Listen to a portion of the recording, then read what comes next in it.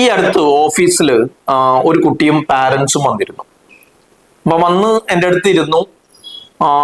കാര്യങ്ങൾ തുടങ്ങുന്നതിന് മുമ്പ് തന്നെ എന്നോട് പറഞ്ഞു, സൈക്യാട്രിസ്റ്റിനെ കാണിക്കുന്നുണ്ട്, മെഡിക്കേഷൻ ഉണ്ട്, കുറച്ചൊരു ഡിപ്രഷൻ മോഡിലാണ്. എന്നോട് പറഞ്ഞു +2 കഴിഞ്ഞിട്ട് 1 വർഷം കഴിഞ്ഞു, അതിൻ്റെ ഇടയിൽ മെഡിക്കൽ എൻട്രൻസ് കോച്ചിങ്ങിന് പോയിരുന്നു, അത് ഡ്രോപ്പായി എന്നൊക്കെ പറഞ്ഞു. അപ്പൊ കൂടുതൽ വിശദാംശങ്ങളിലേക്ക് കിടക്കുന്നതിന് മുമ്പ് ഞാൻ അവരോട് പറഞ്ഞു, നിങ്ങൾ ശരിക്കും കരിയർ ഫിക്സ് ചെയ്യാൻ വന്നാണല്ലോ, ഒരു കൺഫ്യൂസ്ഡ് സ്റ്റേജിലാണ് അല്ലേ? അപ്പം നിങ്ങൾക്ക് ഒരു ആപ്റ്റിറ്റ്യൂഡ് ടെസ്റ്റ് ചെയ്യുന്നതല്ലേ നല്ലത്, എന്നിട്ട് നമുക്ക് വിശദാംശങ്ങളിലേക്ക് പോയാൽ പോരെ. കാരണം ഞാൻ ഭയങ്കരമായിട്ട് പ്രജുഡൈസ്ഡ് ആവണ്ട, അല്ലെങ്കിൽ ഈ സംഭവങ്ങൾ വെച്ചുകൊണ്ട് മാത്രം കരിയർ ഫിക്സ് ചെയ്യുന്ന ഒരു അവസ്ഥയിലേക്ക് എന്തായാലും നിങ്ങൾക്കൊന്ന് റീസ്ട്രക്ചർ ചെയ്യാനാണല്ലോ വന്നത് മൊത്തത്തിൽ. അപ്പൊ എന്നോട് പറഞ്ഞു അതെ കറക്റ്റ്, അങ്ങനെ ചെയ്യാതാ നല്ലതെന്ന് പറഞ്ഞു. അങ്ങനെ ഞാൻ കുട്ടിയെ കൊണ്ട് ആപ്റ്റിറ്റ്യൂഡ് ടെസ്റ്റ് ഒക്കെ ചെയ്യിപ്പിച്ചു. റിസൾട്ട് വന്നു. അപ്പൊ നമ്മളുടെ ആപ്റ്റിറ്റ്യൂഡ് ടെസ്റ്റ് റിസൾട്ട് എന്ന് പറഞ്ഞു കഴിഞ്ഞാൽ അത് രണ്ടെണ്ണമാണ്. ഒന്ന് ഒരു പേഴ്സണാലിറ്റി ആൻഡ് ഇൻട്രസ്റ്റ് വരുന്ന പിയേഴ്സന്റെ MCMF എന്ന് പറഞ്ഞൊരു ടെസ്റ്റും, അതുപോലെ തന്നെ ഡിഫറൻഷ്യൽ ആപ്റ്റിറ്റ്യൂഡ് ടെസ്റ്റും. അപ്പൊ ഈ 2 ടെസ്റ്റും ചെയ്ത് കഴിഞ്ഞായിട്ട് റിസൾട്ടൊക്കെ വന്നു. റിസൾട്ടൊക്കെ വന്നപ്പോൾ എനിക്ക് ഭയങ്കര അത്ഭുതം തോന്നിയത്, കുട്ടിക്ക് ന്യൂമറിക്കൽ എബിലിറ്റി നല്ലോണം ഉണ്ട്. അത് മോശമല്ല, ഭയങ്കര മോശമല്ല, ഭയങ്കര ഡൊമിനേറ്റിംഗ് എന്ന് പറയാൻ പറ്റില്ല, എന്നാലും കുഴപ്പമില്ല. അപ്പൊ ഞാൻ പറഞ്ഞു മാത്സ് ഒന്നും കുഴപ്പമില്ല, വെർബലും അബ്സ്ട്രാക്റ്റും സ്പേസ് ഇതൊക്കെ വിശദീകരിച്ചു കൊടുത്ത എല്ലാ ഭാഗങ്ങളും. അപ്പൊ നിങ്ങൾക്ക് അത് കാണാം, അങ്ങനെ നമ്മൾ അതിന്റെ ഓരോ വേരിയബിൾസും വരുന്നത് അതിന്റെ ഏറ്റക്കുറച്ചിലനുസരിച്ച്. അപ്പൊ എന്നോട് പറഞ്ഞു ഞങ്ങള് മാത്സ് എടുത്തിട്ടുണ്ടായിരുന്നില്ല. ഞാൻ ആകെ അത്ഭുതപ്പെട്ടു. കഴിഞ്ഞ 3 കൊല്ലവും മാത്സ് പഠിക്കാത്ത, വർക്കൗട്ട് ചെയ്യാത്ത ഒരു കുട്ടി, ഫിസിക്സിന്റെ കുറച്ച് ന്യൂമറിക്കൽസ് വരുന്നത് ഒഴിച്ചാൽ ചെയ്യാത്ത ഫിസിക്സ് ആണെങ്കിൽ കുട്ടി കംഫർട്ടബിളും അല്ല. അപ്പൊ ഞാനിങ്ങനെ അന്തം വിട്ടു. ആപ്റ്റിറ്റ്യൂഡ് ടെസ്റ്റില് പെർസെന്റൈൽ 85 ഉണ്ട് വന്നിട്ടുണ്ട്. 85% എന്ന് പറഞ്ഞു കഴിഞ്ഞാൽ ബെസ്റ്റ് പെർഫോമിംഗ് 15 പേരിൽ ഒരാൾ എന്നാണ് പെർസെന്റൈൽ സ്കോറിന്റെ അർത്ഥം. ഞാൻ പറഞ്ഞു ന്യൂമറിക്കൽ അങ്ങനെ വലിയ കുഴപ്പം കാണുന്നില്ലല്ലോ. അപ്പൊ എന്നോട് പറഞ്ഞു ഭയങ്കര പേടിയായിരുന്നു സർ. ഞാൻ പറഞ്ഞു സത്യത്തിൽ പേടി എന്നതിനേക്കാൾ ഹാർഡ് വർക്കിംഗ് ആയിരുന്നില്ല, മെനക്കെടുന്ന സ്വഭാവമായിരുന്നില്ല. പരീക്ഷ അടുക്കുമ്പോൾ മാത്രം പഠിക്കുക, ആ സമയത്ത് കൂടുതൽ മെനക്കെടുക, ആ സമയത്ത് എനിക്ക് തോന്നുന്ന ഒരു ബൈഹാർട്ടിങ് ടെൻഡൻസിയിലേക്ക് പോയിട്ടുണ്ടാവാം. അപ്പൊ പറഞ്ഞ് കറക്റ്റ് ആണ്. അപ്പൊ വേറെ വഴിയില്ലാത്തതുകൊണ്ട്, സമയമില്ലാത്തതുകൊണ്ട് ബൈഹാർട്ട് ചെയ്യുമ്പോൾ കൂടുതൽ കംഫർട്ടബിൾ ആയിട്ട് തോന്നിയതും എഴുതാൻ പറ്റുന്നതും ബയോളജിയാണ്. അപ്പൊ ബയോളജി എടുത്താലോ മാത്സ് ഒഴിവാക്കാം എന്ന് തീരുമാനിച്ചു. അങ്ങനെ മാത്സ് ഒഴിവാക്കിയപ്പോൾ തീർച്ചയായിട്ടും ഫിസിക്സിന് അത് ബാധിക്കുകയും ചെയ്തു. എങ്ങനെയാണ് സംഭവിച്ചത്? എന്നിട്ട് മെഡിക്കൽ എൻട്രൻസിന് പോയി, കോച്ചിങ്ങിന് പോയി. കാരണം ബയോളജി +2 നല്ല മാർക്കുണ്ട്, ബയോളജി ഓക്കെയാണ്, കംഫർട്ടബിൾ ആണ്. ദെൻ അങ്ങനെയൊക്കെ പോയി കോച്ചിങ്ങിന് പോയി. പല ബ്രില്യന്റിൽ ചേർന്ന് അവിടെ ചെന്നപ്പോൾ റിപ്പീറ്റും സൂപ്പർ റിപ്പീറ്റും മെഗാ റിപ്പീറ്റും ഒക്കെ കൂടി വരുന്ന കുട്ടികളും മെനക്കെട്ടിരുന്ന് തല കുത്തിയിരുന്ന് പഠിക്കുന്നത് കണ്ടപ്പോഴും നമ്മളൊരു സ്വഭാവം അനുസരിച്ച് ഈ മെനക്കെട്ടിരുന്ന് പഠിക്കുന്ന ഒരു സ്വഭാവം ഇല്ല എന്നുള്ളത് കൊണ്ടും ആകെ കൂടി കൺഫ്യൂഷനായി, പ്രശ്നമായി, ടെൻഷനായി, കരച്ചിലും ബഹളമായി. 1 മാസം, 1.5 മാസം, 2 മാസം കഴിഞ്ഞപ്പോൾ കുട്ടി തിരികെ പോന്നു. നാട്ടിൽ വന്ന് വീണ്ടും എന്ത് ചെയ്തു? നാട്ടിലൊരു കോച്ചിങ്ങിന്, ഇനിയിപ്പോ വീട് വിട്ട് നിന്നതിന്റെ ആയിരിക്കും എന്നൊക്കെ വിചാരിച്ച് കൊണ്ടേയാക്കി. അവിടെയും സെയിം പ്രശ്നം. അപ്പൊ വീട് വിട്ട് നിന്നതല്ല പ്രശ്നം, ഈ കോമ്പറ്റീഷൻ വിത്ത്സ്റ്റാൻഡ് ചെയ്യാൻ കുട്ടിക്ക് പറ്റുന്നില്ല. ഞാൻ പറഞ്ഞു ആപ്റ്റിറ്റ്യൂഡിന്റെ ബേസിൽ നിനക്ക് മെഡിസിൻ പറ്റില്ല. അതിന് 2 കാരണങ്ങളാണ് ഞാൻ പറഞ്ഞത്. ഒന്ന് നിന്റെ പേഴ്സണാലിറ്റി ടൈപ്പ്, രണ്ടാമത്തത് നിങ്ങളുടെ ഒരു പ്രത്യേകത, കുറച്ചൊരു വിഷ്വലൈസേഷൻ ഉണ്ട്, കുറച്ചൊരു ക്രിയേറ്റിവിറ്റി ഉണ്ട്.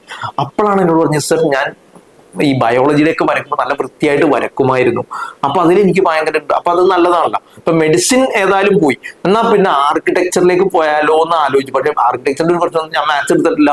പിന്നെ ഡിസൈനിങ്ങിൽ വരുന്ന നല്ല കോഴ്സ് മാത്സ് എടുത്തിട്ടില്ലെങ്കിൽ ചെയ്യാൻ പറ്റുന്ന ബാച്ചലർ ഓഫ് ഡിസൈനിങ് ആണ്. അതിനുവേണ്ടി 1 കൊല്ലം ഇനി അടുത്തത് കളയണം. അപ്പൊ ഈ 1 കൊല്ലം വീണ്ടും പ്രിപ്പയർ ചെയ്തിട്ട് നേരെ ഇതിലേക്ക് മാറിയിട്ട്, ഇപ്പൊ ഏതായാലും തീരാനായി, അക്കാഡമിക് ഇയർ തീരാനായല്ലോ. ഈ പ്രാവശ്യം നടക്കില്ല, കാരണം NIDയുടെ IITയുടെ ഒക്കെ ടെസ്റ്റ് കഴിഞ്ഞു പോയി. ഇനി വീണ്ടും അടുത്ത കൊല്ലം ചെയ്താലോ എന്നൊക്കെ ആലോചിച്ചാണ് ഞാൻ വന്നത്. എന്നൊക്കെ അതൊക്കെ ചർച്ച ചെയ്യാനാ വന്നത്. മാത്രമല്ല ആപ്ലിക്കേഷൻ ഒക്കെ പലതിന്റെയും വിളിക്കണ്ടല്ലോ, എന്ത് ചെയ്യണം, ഇതൊക്കെ ചർച്ച ചെയ്യാം. ഞാൻ അതിന്റെ വിശദമായിട്ട് പരിശോധിച്ച് നോക്കും. മാത്സ് കംഫർട്ടബിൾ ആയിരുന്നു, പോട്ടെ, ഇനി അത് പറഞ്ഞിട്ട് കാര്യമില്ല. ക്രിയേറ്റിവിറ്റി ഉണ്ട്, പക്ഷേ എനിക്ക് തോന്നി അതിനേക്കാൾ നല്ലത്, എനിക്ക് തോന്നിയത് നിനക്കൊരു ലീഡർഷിപ്പ് സ്കില്ലൊക്കെ ഉണ്ടെന്നാണ് എൻ്റെ ഒരു ഈ ടെസ്റ്റിൽ നിന്ന് എനിക്ക് മനസ്സിലായത്. എന്നോട് പറഞ്ഞ കറക്റ്റ് ആണ്. സ്കൂളില് ഞാൻ ലീഡറായിരുന്നു, ആങ്കറിങ് ചെയ്യുമായിരുന്നു, പ്രസന്റേഷൻസിൽ ഉണ്ടായിരുന്നു, ഒരുവിധ എല്ലാ ആക്ടിവിറ്റീസിലുണ്ടാവും, അതിനൊക്കെ നേതൃത്വം കൊടുക്കുന്നത് ഞാനാണ്, സ്കൂൾ ലീഡറും ആയിരുന്നു.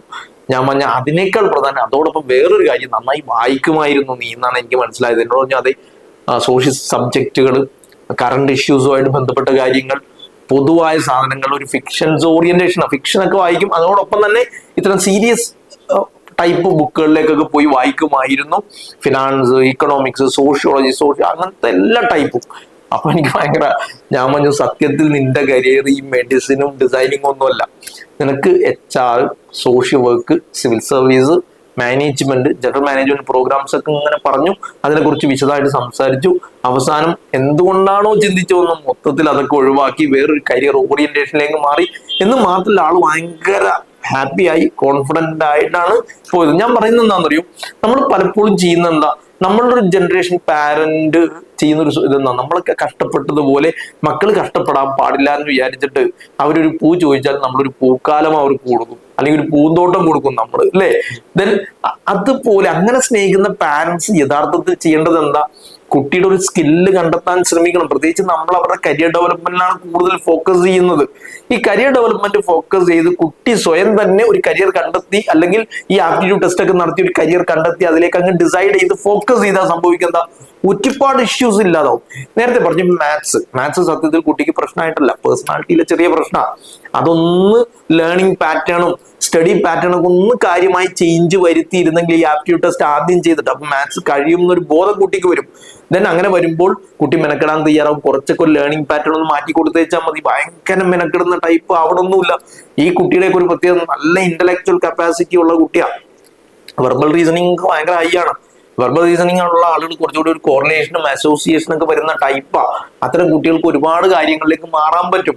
ഇതൊക്കെ വളരെ വിശദമായിട്ട് ഞാൻ പറഞ്ഞു കൊടുത്തിരുന്നു. ഞാൻ പറഞ്ഞു വരുന്നത്, കുറച്ച് നേരത്തെ ഒരു 10ാം ക്ലാസ്സിലൊക്കെ ഈ ആപ്റ്റിറ്റ്യൂഡ് ടെസ്റ്റ് ചെയ്തിരുന്നുവെങ്കിൽ സത്യത്തിൽ അവർക്ക് കൃത്യമായിട്ട് ഐഡന്റിഫൈ ചെയ്ത് ഈ മാത്സിന്റെ ഇഷ്യൂസ് തീർത്ത് ഇക്കണോമിക്സ് പോലുള്ള സബ്ജക്റ്റുകൾ ഇന്ത്യയിലെ ഏറ്റവും നല്ല ഇൻസ്റ്റിറ്റ്യൂട്ടിൽ പഠിക്കണമെങ്കിൽ മാത്സ് ഒരു സബ്ജക്റ്റ് ആയിട്ട് പഠിക്കണം എന്ന വസ്തുതയൊക്കെ മനസ്സിലാക്കി കൊടുത്ത് വേണമെങ്കിൽ ആദ്യം മുതലേ തന്നെ ഒരു ഫിസിക്സ്, കെമിസ്ട്രി, മാത്സ് എടുത്ത് ദെൻ അതിനുശേഷം ഇക്കണോമിക്സിലേക്ക് വരികയോ, അതല്ലെങ്കിൽ സോഷ്യോളജി, സൈക്കോളജി ഒക്കെ പോലുള്ളത് ഡിഗ്രി തലത്തിൽ എടുക്കുകയോ, അല്ലെങ്കിൽ ടെക്നോളജി എടുത്തിട്ട് പിന്നീട് മാനേജ്മെന്റിലേക്ക് മാറുകയോ, ഇങ്ങനെയൊക്കെ ചെയ്യാമായിരുന്നു. ഇതൊക്കെ മാറ്റിമറിക്കാമായിരുന്നു. പക്ഷെ അതൊന്നും ചെയ്യാതെ കുറെ 2 കൊല്ലം, 1 കൊല്ലം മെഡിക്കൽ എൻട്രൻസിന്റെ പിന്നാലെ കുറെ പൈസ കളഞ്ഞു. അത് കഴിഞ്ഞ് സൈക്യാട്രിസ്റ്റിനെ കാണേണ്ട ഒരു മാനസിക അവസ്ഥയിലേക്ക് എത്തി. മാനസികാരോഗ്യത്തെ കാര്യമായിട്ട് ബാധിച്ച് ഇത്തരം ഇഷ്യൂസിലൂടെ കടന്നു പോകേണ്ട ആവശ്യം എന്താ? നമ്മൾ സൂചി കൊണ്ട് എടുക്കേണ്ട സാധനം അവസാനം തൂമ്പ കൊണ്ട് എടുക്കേണ്ട അവസ്ഥയിലേക്ക് എത്തിക്കും. അത് മാറ്റണം. എൻ്റെ ഒരു അഭിപ്രായം, പറ്റുമെങ്കിൽ നിങ്ങൾ മക്കൾക്ക് വില കൂടിയ ഒരു ഷൂ ചോദിക്കുമ്പോൾ ഏറ്റവും നല്ലത് വാങ്ങിക്കൊടുക്കാൻ, ഒരു ഡ്രസ്സ് ചോദിക്കുമ്പോൾ പറ്റുമെങ്കിൽ 3 എടുത്തു കൊടുക്കാനും, അത് തന്നെ ഏറ്റവും മികച്ചത് അവർക്ക് യോജിക്കുന്നത് അവരുടെ ശരീരത്തോടും കളറിനോടൊക്കെ ഏറ്റവും മാച്ച് ചെയ്യുന്നതൊക്കെ എടുക്കാൻ നമ്മൾ കാണിക്കുന്ന ഒരു ഉത്സാഹം, ഒരു കാര്യക്ഷമത കുട്ടികളുടെ കരിയർ ഓറിയന്റേഷനുമായിട്ട് ബന്ധപ്പെട്ട ഗൈഡൻസിലേക്ക് വരുന്നതിൽ, അവരെ ഹെൽപ്പ് ചെയ്യുന്നതിൽ എന്തുകൊണ്ട് ചെയ്തുകൂടാ? ഞാൻ പറയുന്നത്, പറ്റുമെങ്കിൽ ഇന്ന് തന്നെ അവരുടെ സ്കില്ല്, പ്രത്യേകിച്ച് 10ാം ക്ലാസ് പരീക്ഷ എഴുതിക്കൊണ്ടിരിക്കുകയാണ് വിദ്യാർത്ഥി, കഴിയാനായി. ദെൻ അതുപോലെ 9th കഴിഞ്ഞ് 10th കടക്കാൻ പോവുകയാണ്. +1, +2 വൈകിട്ടില്ല. +2 കഴിഞ്ഞൊരു ഡിസിഷൻ എടുക്കുന്നതിന് മുമ്പെങ്കിലും, നിങ്ങൾ കോച്ചിങ്ങിന് പോകുന്നതിന് മുമ്പെങ്കിലും നിങ്ങൾ ഇത് ചെയ്തിട്ട് ഇത് തന്നെയാണോ എന്ന് ഒന്ന് ഉറപ്പ് വരുത്തിയിട്ട് ചെയ്താൽ കൃത്യമായിട്ടും കാഷ്വാലിറ്റീസ്, വലിയ മാരകമായ വിപത്തുകളിൽ പെടാതെ നമ്മുടെ കുട്ടികളെ നല്ല മാനസികാരോഗ്യത്തോടു കൂടി നല്ല കരിയറിൽ എത്തിച്ച് നല്ല ദിശാബോധത്തോടെ നമുക്ക് അവരെ നയിക്കാൻ പറ്റും. ഇതിൽ മറ്റൊരു കാര്യം എന്താണെന്നറിയോ, നമ്മൾ ഇതൊക്കെ ആദ്യം തന്നെ ചെയ്ത് കഴിഞ്ഞാൽ അക്കാഡമിക്സിലുള്ള പ്രോബ്ലംസ് നമുക്ക് മനസ്സിലാക്കാൻ പറ്റും. അവരുടെ പേഴ്സണാലിറ്റി, അതിൽ വരുത്തുന്ന ചേഞ്ചസ് മനസ്സിലാക്കാം. സബ്ജക്ട് ഓറിയന്റേഷൻ ഏതാണെന്ന് കണ്ടെത്താൻ പറ്റും. സബ്ജക്റ്റിൽ അവർ ബാക്കിൽ നിൽക്കുന്ന സബ്ജക്റ്റിൽ ഡെവലപ്പ് ചെയ്യാൻ പറ്റും ഇല്ലേന്ന് മനസ്സിലാക്കാൻ പറ്റും. അവരുടെ പേഴ്സണാലിറ്റിയിൽ എങ്ങനെ ഇടപെടാൻ പറ്റും എന്നുള്ളത് മനസ്സിലാവും. ഇതൊക്കെ ചെയ്തു കഴിഞ്ഞാൽ സംഭവിക്കുന്ന, കുട്ടി കുറച്ചുകൂടി കോൺഫിഡൻസോടുകൂടി കൃത്യമായിട്ട് പഠിച്ച് മുന്നോട്ട് പോവാൻ താല്പര്യം കാണിക്കും. അവര് തന്നെ മുൻകൈ എടുക്കും. ഇത്തരം കാര്യങ്ങൾക്ക് ദിശാബോധം നമ്മുടെ കുട്ടികൾക്ക് ഇല്ലാത്തതാണ്. കൃത്യമായ അവർക്ക് അനുയോജ്യമായ ദിശാബോധം ഇല്ലാത്തതാണ് പലപ്പോഴും കുട്ടികളെ അക്കാഡമിക്സിൽ നിന്ന് മാറ്റുന്നതും വേണ്ടാത്തതിലേക്ക് പലതിലേക്ക് പോകുന്നതും. ഞാൻ പറയാ, ഈ ഡ്രഗ് അഡിക്ഷനും വേണ്ടാത്തതിലേക്കും കുരുത്തക്കേടുകളിലേക്കും തമ്മിത്തല്ലിലേക്കും ബഹളത്തിലേക്കും കൊലപാതകങ്ങളിലേക്കും എത്തുന്നത് കുട്ടികൾക്ക് ഒരു ദിശാബോധവും ജീവിത ലക്ഷ്യവും ഇല്ലാത്തത് കൊണ്ടാണ്. അത് ഉണ്ടാക്കി കൊടുക്കുക എന്നതാണ് പാരന്റിനെ സംബന്ധിച്ച് അടിസ്ഥാനപരമായിട്ട് ചെയ്യേണ്ട ആദ്യത്തെ കർമ്മം. അത് ചെയ്യണം. അത് ചെയ്യാൻ നിങ്ങൾ അവരുടെ സ്കില്ല് കണ്ടെത്തുക, അവരുടെ എബിലിറ്റി കണ്ടെത്തുക, അതിനനുയോജ്യമായ കോഴ്സിലേക്ക് അവരെ നയിക്കുക. അങ്ങനെ ഒരു ദിശാബോധം വരുമ്പോൾ മക്കൾ കൃത്യമായ ഫോക്കസ്ഡ് ആയി എഡ്യൂക്കേഷനിൽ ഫോക്കസ് ചെയ്യും. അപ്പോൾ മറ്റു പലതിലേക്കും പോവാതിരിക്കും. അങ്ങനെ ആവാതിരിക്കട്ടെ. നല്ല കരിയർ ഉണ്ടാവട്ടെ എന്ന് ആശംസിക്കുന്നു. Bye bye. Career Guru, molding your future.